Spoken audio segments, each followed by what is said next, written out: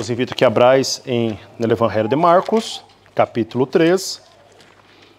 E hoje terminamos o capítulo 3 do Evangelho de Marcos. Estaremos considerando os versículos del 31 hasta el 35.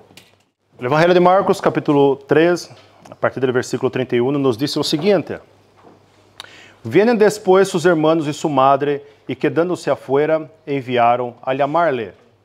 Y la gente que estaba sentada alrededor de él le dijo: Tu madre y tus hermanos están afuera y te buscan. Él les respondió diciendo: ¿Quién es mi madre y mis hermanos?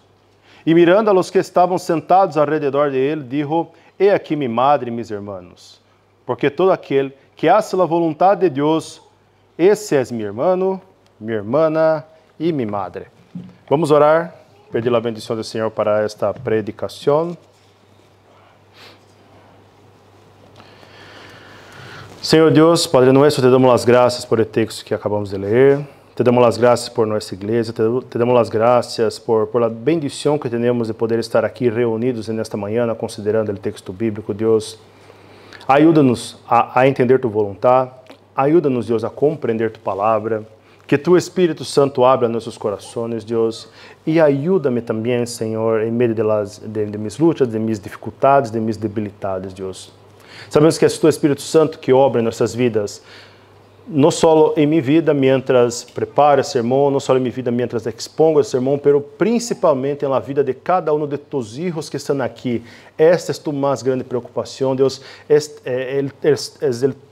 tu cuidado, Deus, com tu pueblo, com tu igreja, com tus hijos. Assim que, por nossa misericórdia, que o Senhor abra nossos corações por meio do Espírito Santo e hable com nós outros, Deus, nesta manhã, em nome do Senhor Jesus. Amém. Déjame só cambiar uma cosita aqui e será assim. Vale. Algo que todos os que estáis casados já sabeis é que quando entramos em uma relação amorosa, nunca te relacionas unicamente com uma pessoa. O maior erro que um jovem ou uma jovem podem cometer é pensar que, ao empezar o noviazgo, simplesmente ha ganado um novio ou uma novia. Não é nada mais lejos que a verdade. Não só ganas um novio ou uma novia, também ganas uma nova família. E quizá não estés preparado para isso. Com Sara, por exemplo, eu ganhei um suegro, uma suegra, 2 cunhados, 2 cunhadas, 5 sobrinos e uns quantos mais parientes, como tios, primos, de los que ni siquiera sé como nombrar mi relação com eles. Nadie te prepara para isso. Eu venho de uma família pequena, contando-me a mim 4 pessoas. Uma família cerrada, que não se relaciona com nadie. E de la nada, estou em uma casa com uma família de por lo menos 12 pessoas.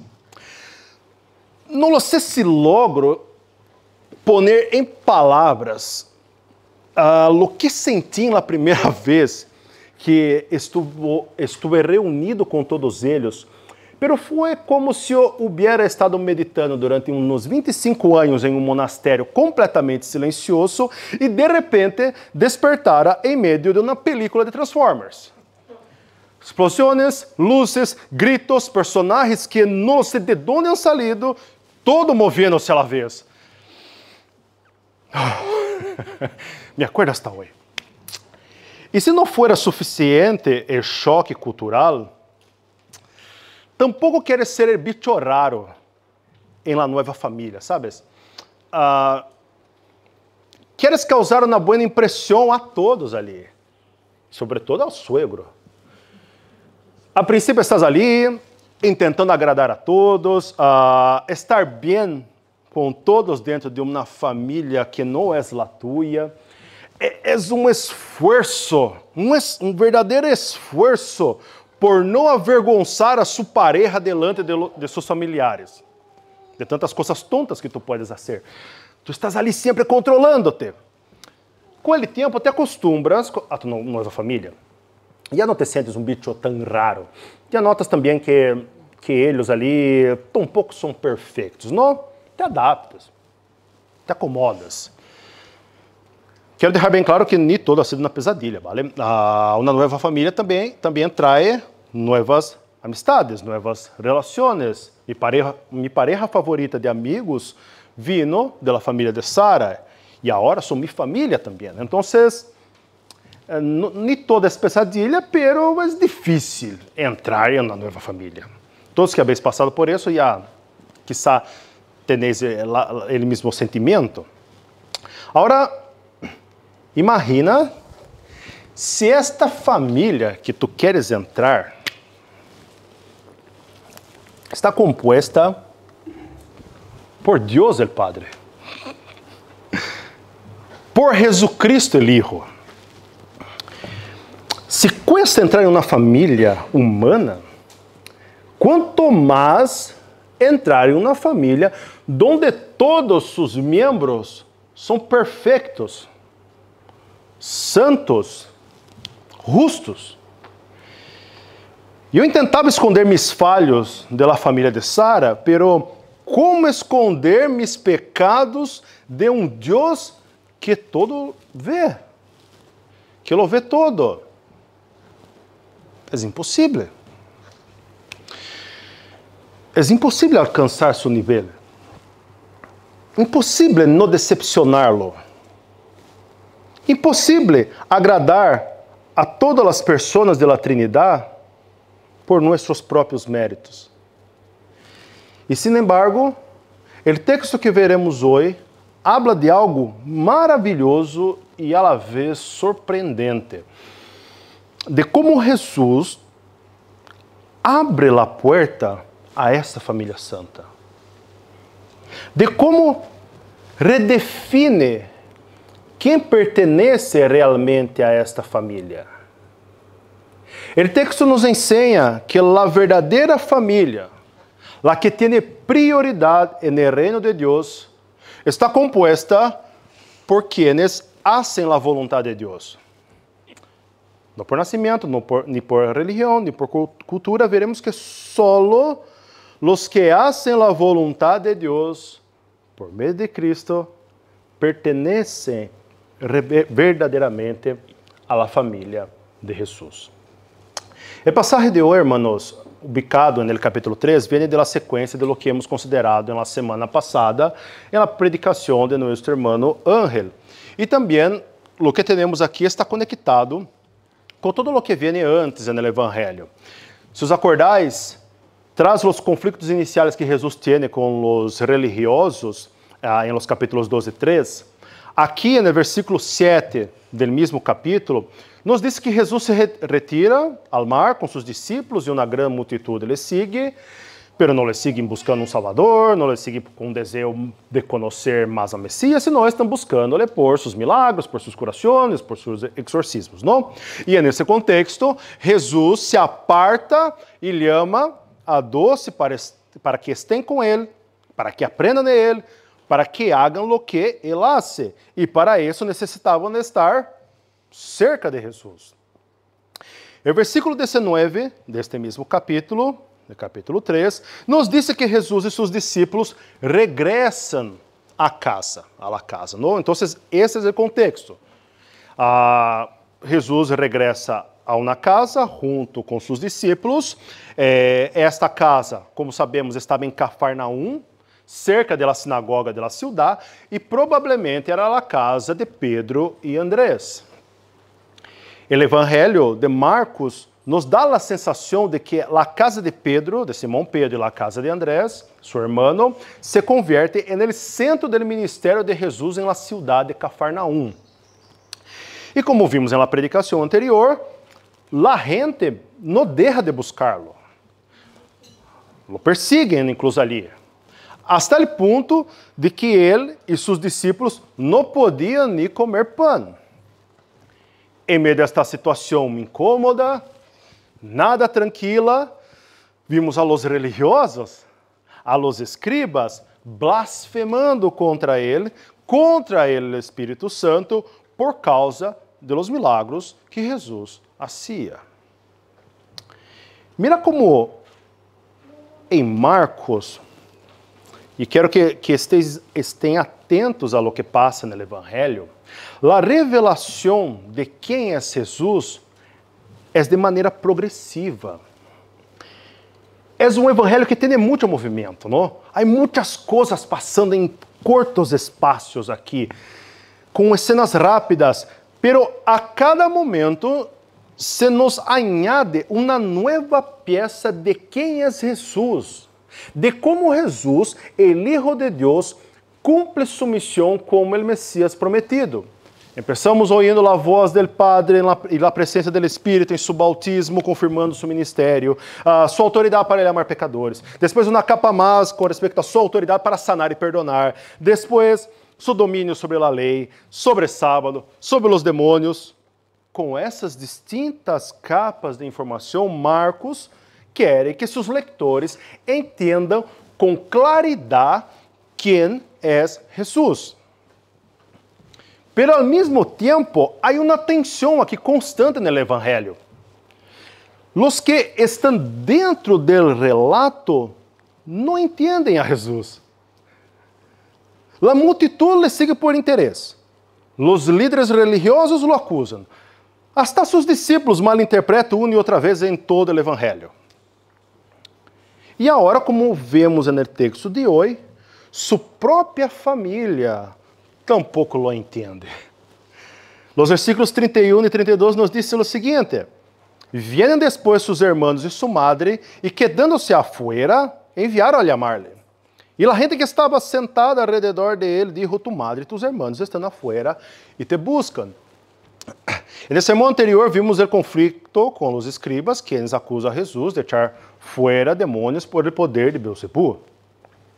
Jesus les responde com a parábola do reino dividido e os acusa de blasfemar contra o Espírito Santo.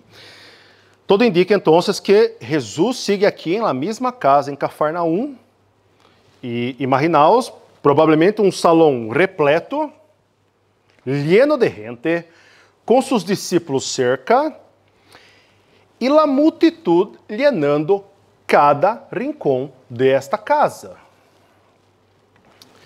Imagino cabeças assomando-se por las ventanas, os corpos empurrando-se para entrar, a tensão que há ali, todo o aire que há, a tensão que há no aire, traz a resposta de Jesus aos escribas.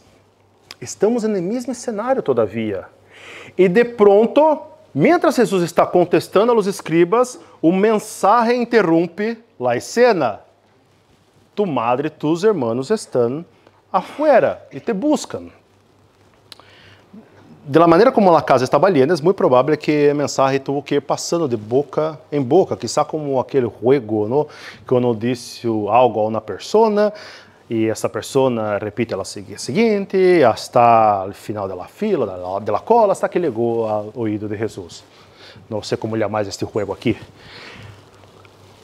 E aí no versículo 21 do capítulo 3, Marcos já havia antecipado que sua família estava cerca e queria levar-se-lo porque diziam está fora de si.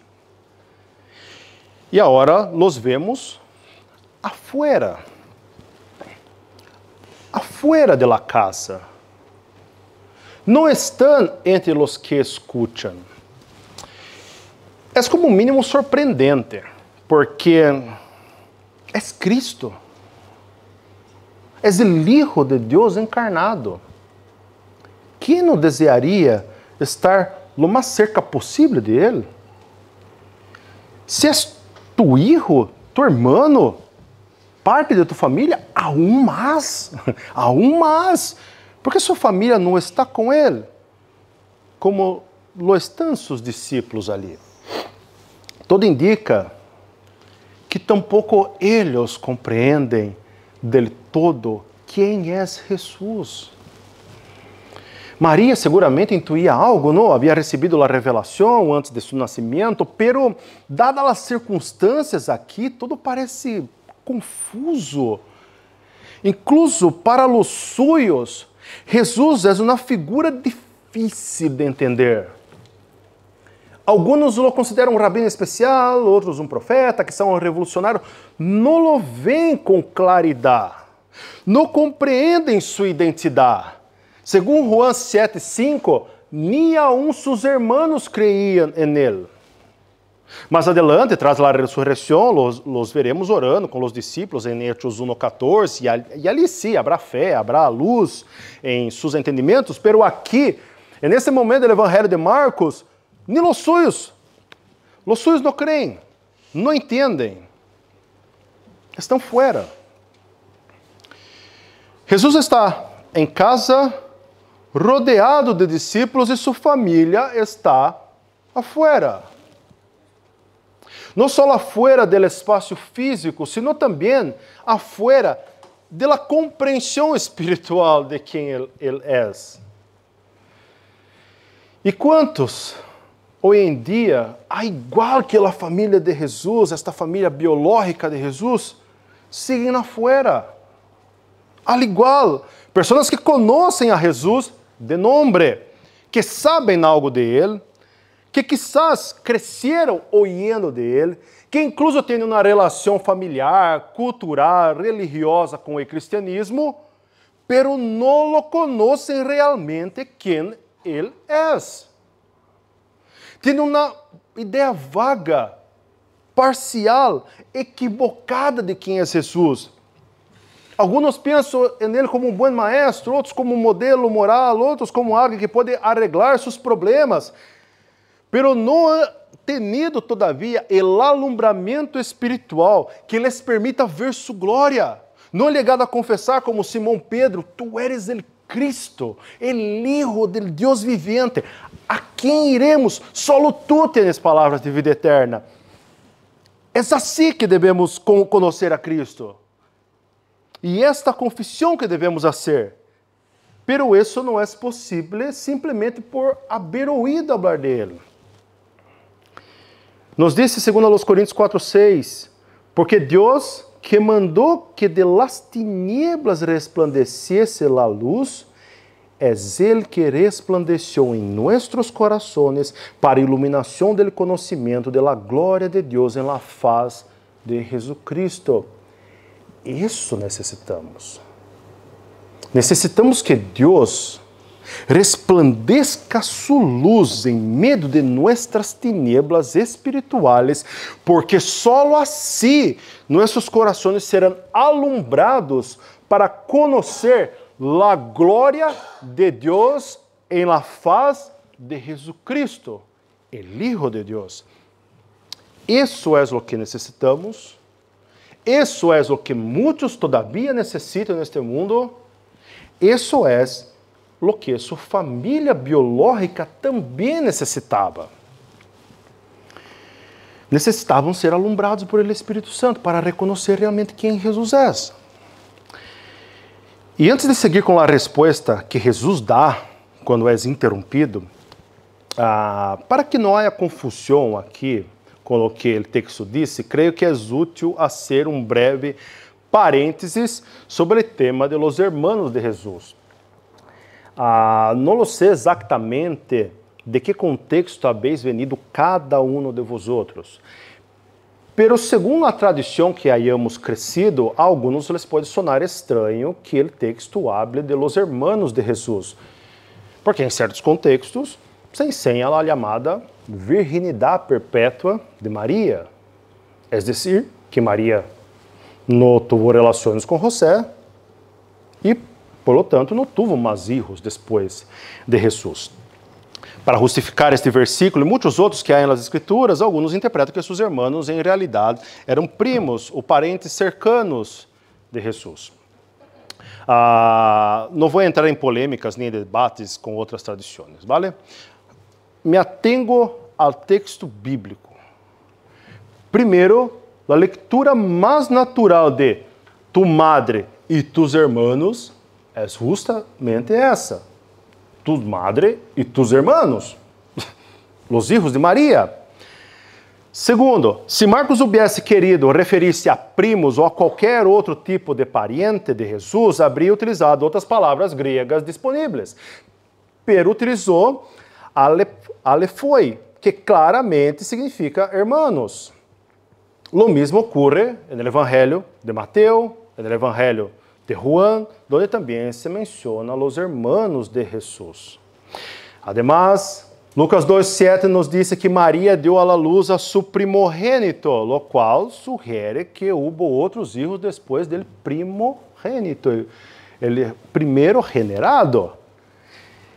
E Mateus 1:25 afirma que José não conheceu a Maria hasta que deu a luz a seu filho primogênito. Essa expressão hasta que dá a entender que depois do nascimento de Jesus viveram como um matrimônio normal, tendo relações e tendo outros filhos. Assim que, se alguém tinha dúvidas, Jesus tuvo hermanos e hermanas, hijos de Maria e de José, e mais adelante no capítulo 6, de Marcos, já veremos os nomes, Jacobo, José, Judas e Simeão, pero isso já deixaremos para quem toque predicar no capítulo 6. Aclarado esse ponto, cerrando este parênteses, volvemos à cena bíblica aqui. Jesus está ensinando, rodeado de gente, e nesse contexto recebe a mensagem de que su madre e seus irmãos o buscam desde afuera. Ahora bien, ¿por qué viene su familia a buscarlo? El texto não explica com detalhes aqui, pero uma vez mais, se miramos o versículo 21, encontramos que os suyos vinieron para prender-lhe porque decían está fuera de si. É muito provável que eles pensavam que Jesus havia perdido um pouco o juízo. Com todo respeito a Jesus. E se isso é o que creíam, então é muito provável que sua intenção fuera sacarlo de ali para evitar uma maior vergonha pública. Talvez estavam genuinamente preocupados por ele, sim, pero nos dá a sensação que a prioridade, segundo o texto, parece ser de proteger a reputação. Jesus estava desafiando os líderes religiosos, generando multitudes, fazendo coisas que resultavam escandalosas. E isso podia poner em entredicho não só sua figura, sino também o bom nome familiar. Em outras palavras, querem levárselo porque creiam que o que hacía era impróprio, exagerado, hasta vergonzoso. Sea como sea, a resposta de Jesus ao comentário sobre sua família nos surpreende. O versículo 33 nos diz o seguinte: E les respondió dizendo: Quem é minha madre e mis hermanos? Que pergunta mais rara de Jesus, não? Quem é minha madre, quem é mis hermanos? Quizá nesse momento alguns começaram a pensar, pois sim, mira, quizá sí está fuera de si, como diziam os suyos. Imagínate a cara del hombre que trajo este recado hacia Jesus, não? Seguramente pensando, como que quem? Tu madre Maria, hombre. Tus hermanos de toda a vida. Que te passa, Jesus? Jesus não está confundido, tampouco há maldade, falta de respeito em suas palavras, menosprecio por sua família biológica. Jesus está fazendo o que era muito comum entre os maestros judíos de seu tempo, incluso muito comum em las escrituras também. Se utiliza de uma pergunta retórica para despertar o raciocínio de aqueles que lhe oíam para que quando hace a pergunta, estén atentos a lo que ele ensinará. Era da maneira comum de usar perguntas para ensinar, para despertar o pensamento, para provocar uma reflexão mais profunda de la gente. Assim que ele lança a pergunta e os podeis fazer a ideia do silêncio que se produz nesta casa que estava llena de gente. El aire se detiene. E todos ali, ao ouvir a pergunta de Jesus, se entremirando uns aos outros y vuelven los ojos hasta Jesús, porque no entienden la pregunta. Hasta que el verso, como nos dice el verso 34, Jesús, que está ali em meio, a gente sentada, hace a pergunta, a gente está ali com cara de interrogante. Jesus mira lentamente os olhos de um a um que estavam sentados ao redor de ele e disse: "He aqui minha madre, he aqui mis hermanos, porque todo aquele que hace a vontade de Deus, esse é meu irmão e minha irmã e minha madre." Que é mais importante que nossa família, irmãos? Uno pode estar disposto a entregar sua vida para proteger a sua madre, a seu padre, a seus filhos principalmente, não? A sua esposa, a seu marido, quizá. A família é uma das coisas mais preciosas que Deus nos ha dado. Seguro que muitas não são o exemplo perfeito da família, pero sim ha sido um regalo precioso de Deus para nós. E se para nós já suena forte o que Jesus disse aqui, imagina escuchá-lo no século I. Imagina estar sentado ali neste dia. E naquele tempo, a família era tu mundo. Era tu apelido, era tu casa, era tu ofício, era tu religião, era tu seguridade. Todo estava ligado a ela. Por isso, quando Jesus afirma que sua verdadeira família não são os que estão afuera, não são os de sangue, sino os que hacen a vontade de Deus, está sacudindo os pilares de todo o que a gente de seu dia considerava sagrado. Uma vez mais, Jesus não está despreciando a sua família biológica aqui. Não está negando seu valor, nem dizendo que a família terrenal seja algo irrelevante.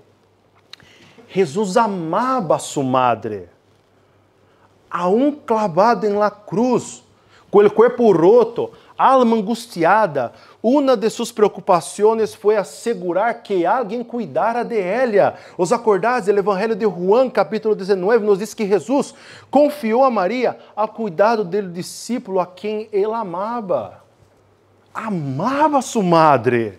Sin embargo, quando sua madre e seus irmãos vieram a buscá-lo, Jesus não interrompe sua enseñanza.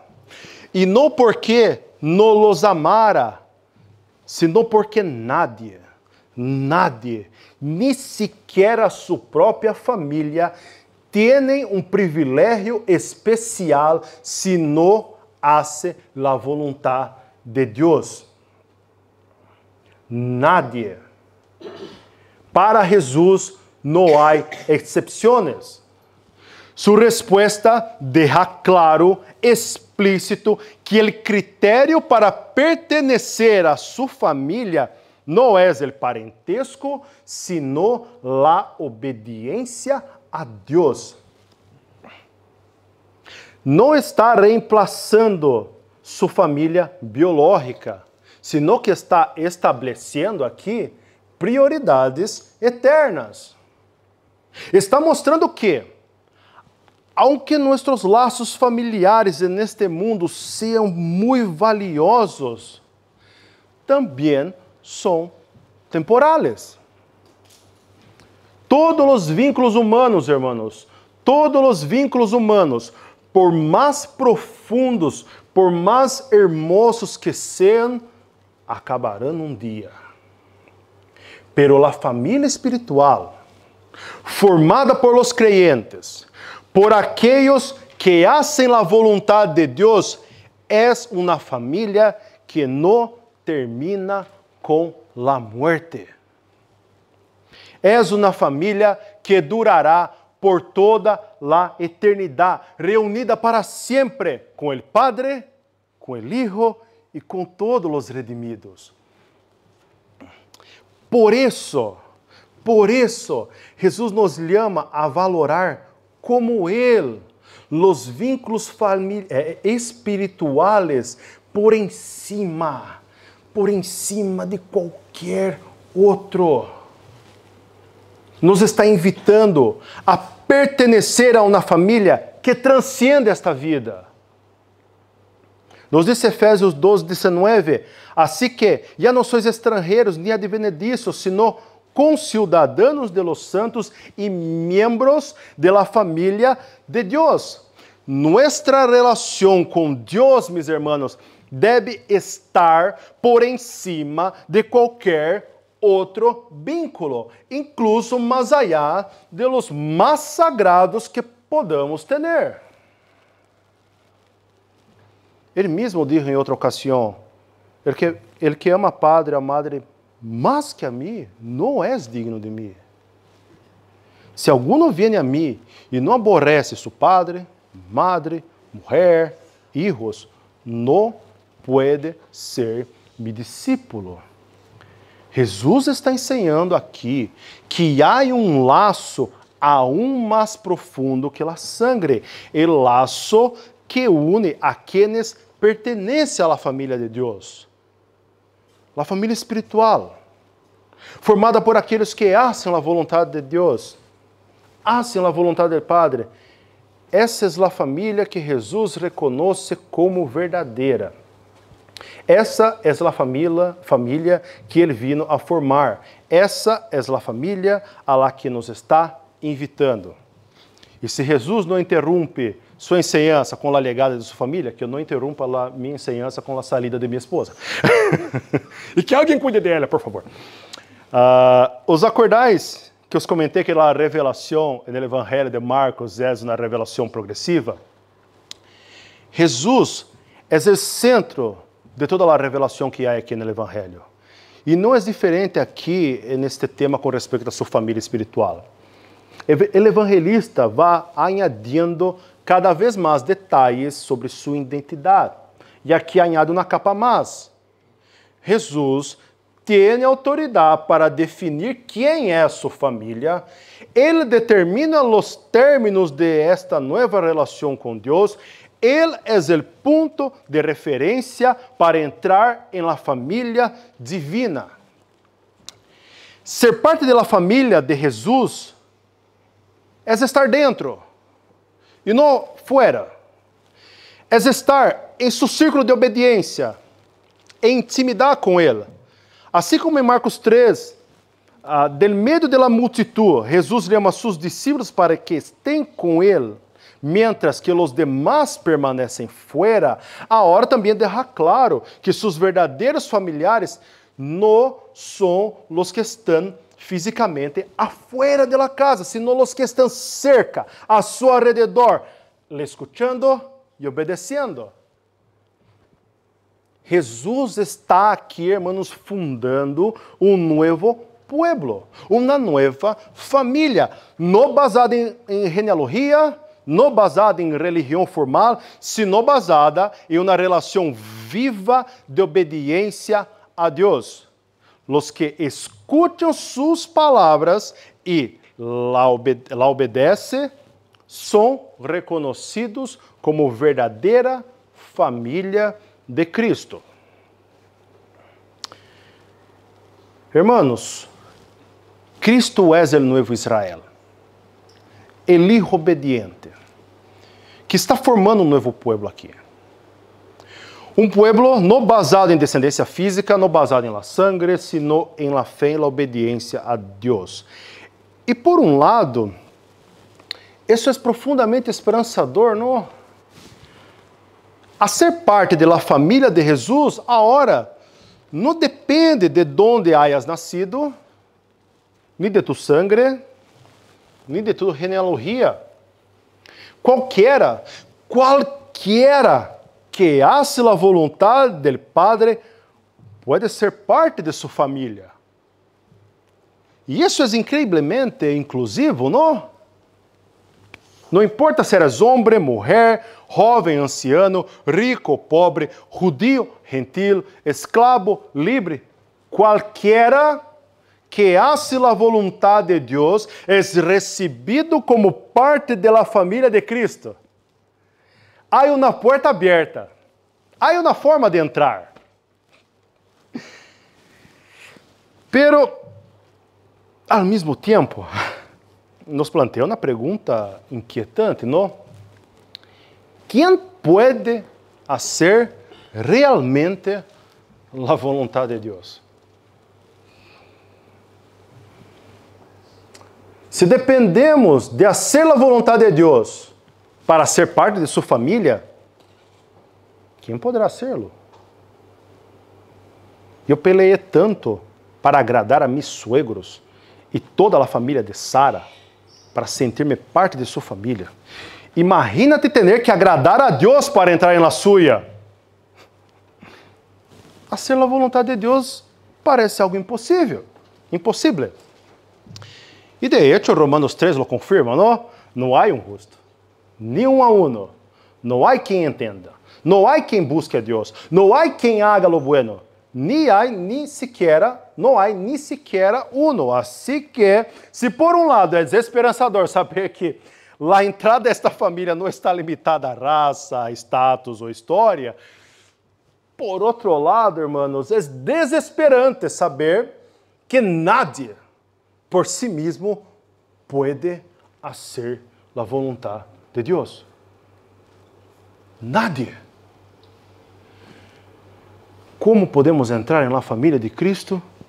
Se fazer a vontade de Deus nos parece a condição, pero ao mesmo tempo, nenhum de nós outros pode cumprir essa condição. Aqui reside a glória do Evangelho. É aqui onde reside a glória de Cristo. Porque Cristo não é simplesmente o profeta que estabelece o meio por lo qual podemos ser parte de sua família, a família de Deus mesmo, sino que também Cristo é o sacerdote perfeito que hace possível que tu e eu entremos nesta família. Ele é o único que verdadeiramente hizo a vontade de Deus. Nos diz Juan 4:34 que sua comida, sua satisfação, seu prazer era fazer a vontade de aquele que lhe enviou. Juan 5:30 nos diz que Jesus não busca sua vontade, sino a vontade do Padre. Cristo em todo, cumpre perfeitamente a vontade do Padre. Cristo, ele Deus hecho homem, em sua função de sacerdote, por meio de sua obediência perfeita, se oferece em nosso lugar, cumprindo lo que era impossível para nós outros cumprir, e abre caminho de entrada à la família de Deus.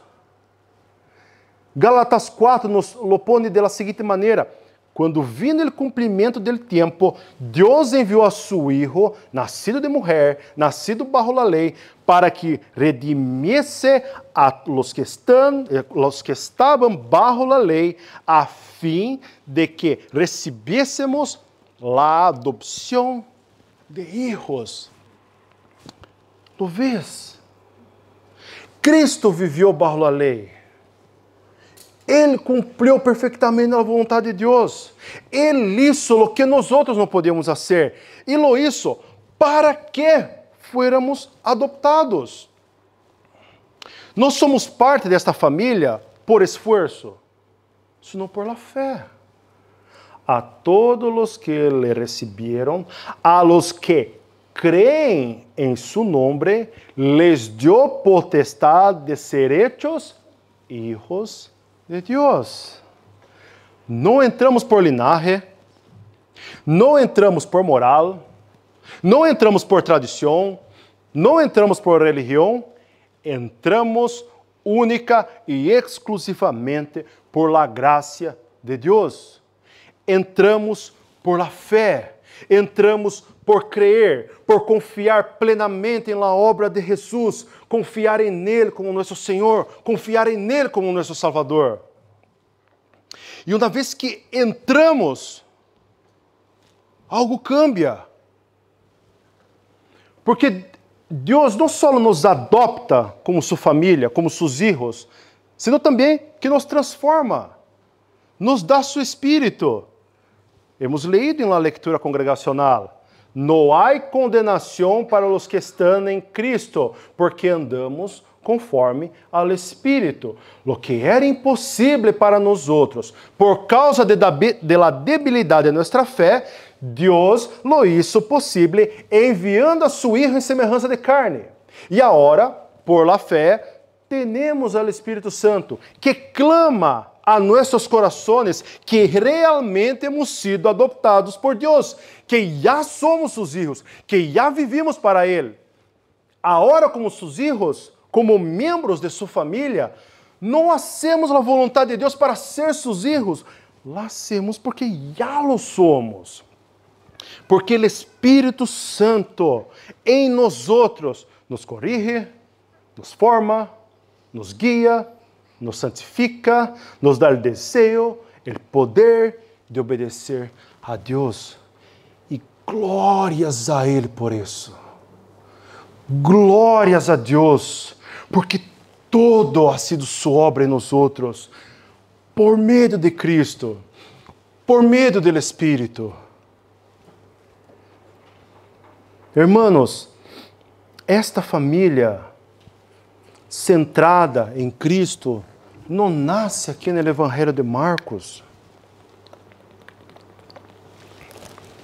Esta família nasce no coração de Deus desde a eternidade. Antes da criação do mundo, já existia a comunhão perfeita, a família perfeita. O Padre, o Hijo e o Espírito Santo viviam em unidade, em amor e entrega mútua. Quando Deus cria o ser humano, lo hace a sua imagem. Varão e hembra los criou e estabelece o matrimônio. A família como o primeiro espaço onde esse amor que há em la Trinidade, esse cuidado, essa missão compartida, se viva agora aqui em la terra. A lo largo de toda a história bíblica, vemos que Deus atua em clave familiar. Salva a Noé com sua família. Llama a Abraão, o padre de la fé, e lhe promete descendência. Forma um pueblo a partir de seus filhos. Estrutura a Israel como tribos, como hermanos, com Deus sendo seu padre. A Bíblia está llena, hermanos, llenas de términos familiares. Hijos, hermanos, padres, novia, esposo. Desde a eternidade, Deus ha estado formando uma família para si, uma família que refleje o amor do Padre, a obediência do Hijo, a comunhão do Espírito, uma família que viva unida a Ele. E nessa mesma comunhão trinitária, e que haga sua vontade. Tudo isso era simplesmente uma sombra que apontava a Cristo aqui. Cristo é aquele que reúne todas as coisas em si mesmo, por meio de quem todas as coisas são reconciliadas. Jesus não vino solamente como um Salvador, vino como nosso irmão maior. Ele é o novo Adão que dá início a uma nova humanidade. El início de esta família que se define não por la sangre, nem por la carne, sino por la fé, por la obediência. Por meio do Espírito Santo enviado por Cristo, somos adoptados como hijos, unidos como irmãos e irmãs em Cristo. E nele, em nosso irmão maior, somos uma família com Deus como nosso Padre. Uma família nascida do Espírito, injertados na igreja que é sua noiva, onde juntos podemos viver, manifestar los unos a los outros el mismo amor, el mismo vínculo, la misma comunhão que existe em la Trinidad. não sei de vosotros, pero a mim isso parece demasiado. Essa história, irmãos, essa história da família aún não ha terminado. Caminhamos hacia el gran banquete del Cordeiro, hacia la gran boda familiar, donde Cristo, el novio, se unirá para sempre com sua igreja, la novia, e todo será consumado para sua glória. Se esta é a grandiosa e gloriosa família que Cristo vino a formar, se esse é o chamado glorioso que hemos recebido, o chamado de ser parte da família de Deus, então nós outros não podemos viver como se esta verdade fora algo secundário para nossas vidas. Jesus nos mostra com sua própria vida que hacer a vontade do Padre está por encima de qualquer outro vínculo. Nem a pressão da multitud, nem a oposição de los líderes religiosos, nem sequer a sua própria família lograram apartá-lo do caminho que o Padre lhe havia traçado.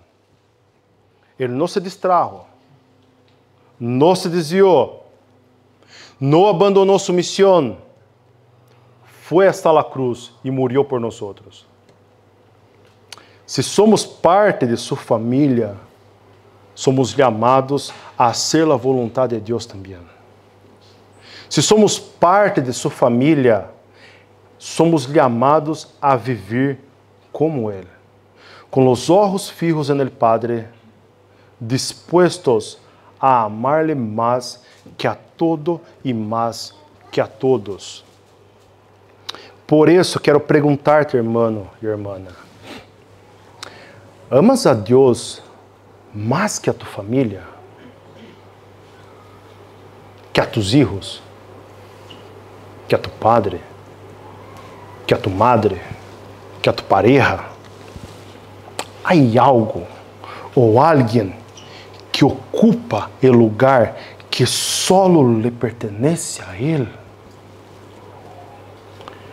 Porque hacer sua vontade, como parte de sua família que somos, deveria ser nossa prioridade. Pero se miramos com sinceridade nossas vidas, muitas vezes não tratamos como prioridade a vontade de Deus. Quantas vezes cambiamos nosso tempo, por exemplo, de leitura das Escrituras, esse tempo que é justamente para conhecer mais a vontade de Deus, por qualquer outra coisa que nos pareça mais placentera? Quantas vezes deixamos de fazer sua vontade, a vontade de Deus, para agradar nossa família, ou para encajar neste mundo? Quantas vezes hemos preferido nosso descanso a servir nossos irmãos, nossas costumbres a los compromissos com a igreja, nossos planos a los cultos, nossas prioridades a las prioridades de nosso Padre? Jesus não deixou de predicar o Evangelho quando os suyos o chamaram. Quantas vezes nós outros, por muito menos, por medo, por vergonha, por timidez, por temor, deixamos de anunciar o Evangelho quando se nos apresenta uma oportunidade? Quantas vezes deixamos de vir à igreja, por exemplo, porque temos que estar pendentes de nossos compromissos familiares? Não estou dizendo que isso não pode passar, e pode passar. Mas se isso passa com frequência, quizás isso revele que não estamos priorizando realmente a vontade de Deus por cima de todas as coisas. Quizás estamos priorizando o que está afuera, em vez de estar ali, dentro, a los pés de Jesus, aprendendo dele, em comunhão com Ele, vivendo para Ele. Que meditemos nele, irmãos. Que meditemos nele. Quantas coisas ponemos por delante da vontade de Deus. Quantas coisas. Que pongamos nossos corações com honestidade delante de Deus. E que seu Espírito nos mostre se em verdade, estamos priorizando sua vontade por em cima de qualquer outra coisa mesmo? Segundo lugar, irmãos, quero animar-os com uma verdade que surge claramente aqui no texto. Para Jesus, as relações espirituais não são simbólicas, nem metafóricas, nem menos reales que as familiares. As relações espirituais são mais intensas, mais profundas, mais verdadeiras. São eternas. É no seno de la igreja local que tu encuentras los hermanos e hermanas que estarão contigo por toda la eternidade. E isto é um consuelo imenso para muitos, porque não sei quantos de vosotros tenéis conflitos familiares, quantos vivis tensões em casa, quantos sofris porque vossos seres queridos não compartem vossa fé. Alguns aqui, quizá, han sido rechazados, incompreendidos, ridicularizados por seguir a Cristo. Sabed isso. Se habéis creído nele e vives agora para ser a vontade do Padre, então Jesus os ha hecho parte de sua família. Uma família que não se rompe, que não se desvanece, que não te abandona. Tus padres podem dar-te a espalda. Tus hijos podem alejar-se. Tu esposo ou esposa podem falhar-te. Pero em Cristo nunca estarás solo. Nunca mais. Ele te ha unido a um pueblo, a uma família que é mais forte que qualquer laço biológico. E esta família é tua igreja.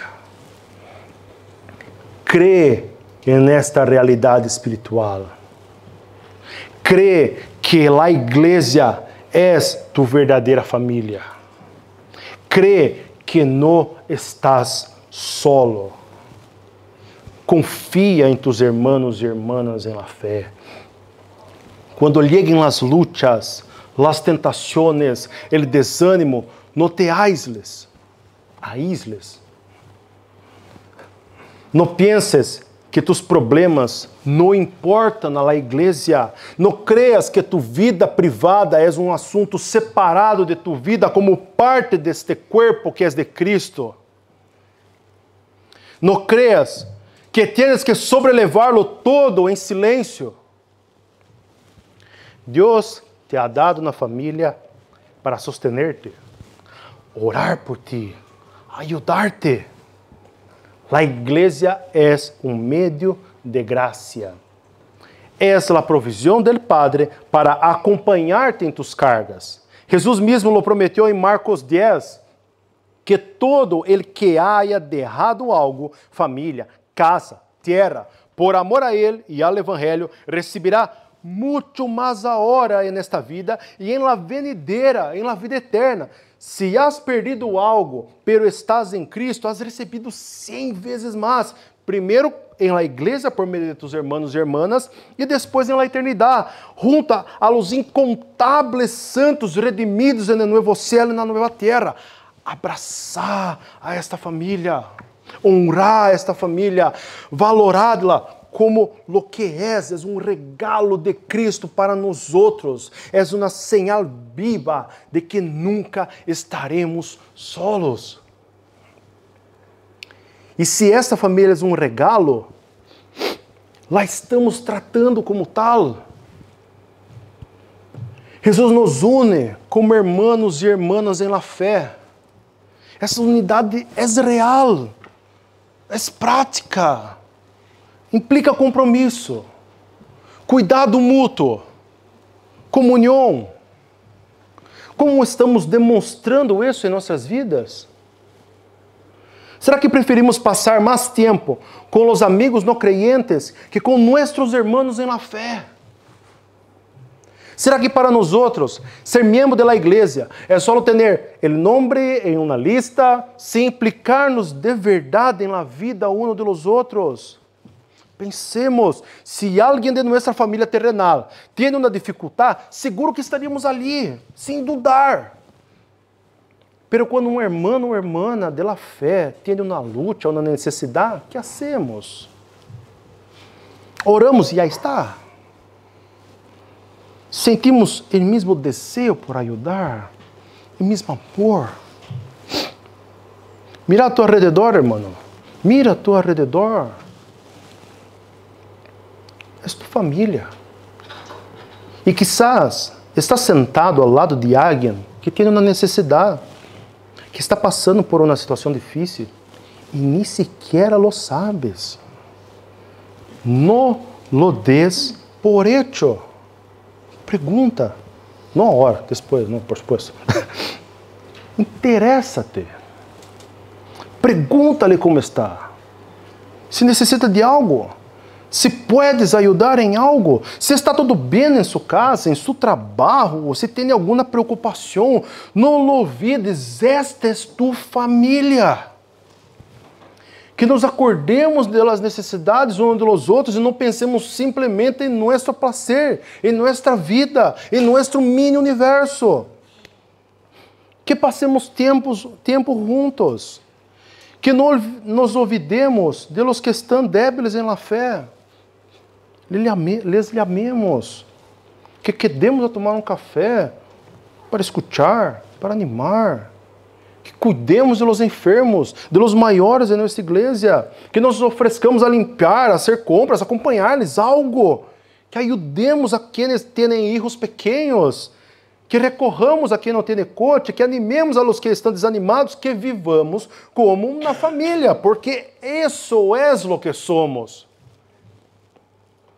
Que Deus llene nossos corações de amor mútuo e que perdone nossa falta de amor. Perdone nosso falso cristianismo. Para concluir, irmãos, estar cerca de Cristo, como vimos, não é o mesmo que pertencer a sua família. A própria família de Jesus estava fisicamente cerca, pero espiritualmente afuera. Lo mesmo pode estar passando contigo nesta manhã. Podes haver ouído de Jesus toda a tua vida, haver crescido em um hogar cristiano, haver estado rodeado de coisas espirituais e aún assim seguir afuera. Não basta com ter uma herência cristiana, não basta com fazer um seminário, não basta estudos teológicos, não basta com vir à igreja, ter uma Bíblia em casa, saber responder perguntas bíblicas. A família biológica de Jesus pensava ter uma relação especial com ele, pero estavam fora. E ele lo deixou claro, solo hacen parte de sua família os que hacen a vontade de Deus. Pero tu não puedes fazer a vontade de Deus por ti mesmo. E hemos leído em Romanos 3 disso. Estás incapacitado espiritualmente, por isso necessitas de Cristo. Solo Cristo hizo a vontade do Padre de forma perfeita. Solo Ele viveu sem pecado. Solo Ele morreu por los que estavam fora para que eles pudieran entrar. Solo por meio de Ele puedes ser reconciliado com Deus. Solo por meio de Ele pode receber um coração novo, um coração que hace a vontade de Deus, um coração que tenha poder para obedecer-lhe. Jesus não te chama a uma religião vazia. Ele não busca cumprimento exterior, rituais frios. Ele quer tu coração. Ele quer que creas nele, que confies em sua obra, que te arrepentas de tu vida lejos de Deus e entres por la fé em la família de Cristo. Hoje puedes deixar de estar afuera. Hoje puedes deixar de mirar por la ventana, de escuchar desde la distância e sentar-te a los pés de Jesus como parte de sua verdadeira família. Ele te invita. Creia nisso. Arrepente-te. Ven a Ele e receberás o direito, a potestade de ser chamado Hijo de Deus. Amém? Vamos orar, irmãos. Senhor Deus, te damos as graças por el Evangelho de Marcos. Te damos as graças, Deus, por esse sacrifício de Jesus em nosso favor, por sua obediência perfeita, Senhor, a tua vontade, por ser possível, Deus, que nós outros pecadores entráramos em tua família. Te damos as graças, Senhor, por el Espírito Santo, que ha sido enviado por nós outros, que habla em nossos corações que hemos sido adoptados por Ti, Senhor, que nos ajuda, que nos conforta, que nos dá força, Senhor, para viver obedecendo-Te.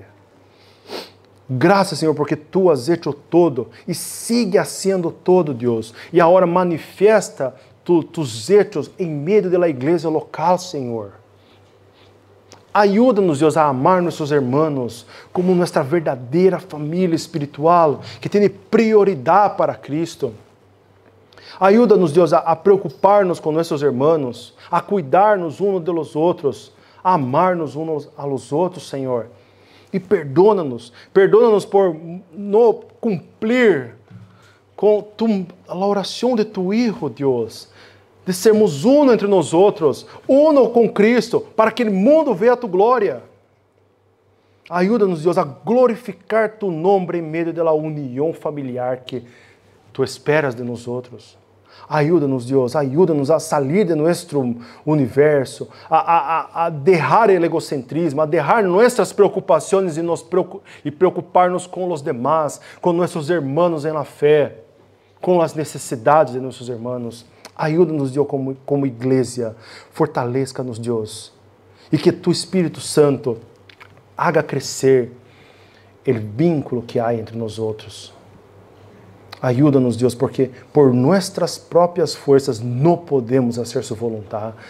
Necessitamos de Ti, Senhor. Somos completamente carentes, miseráveis, Deus. Necessitamos de Ti. Ajuda-nos, Senhor. Em nome de Jesus, nosso Senhor e Salvador, que ha hecho possível que entremos nesta família, Senhor.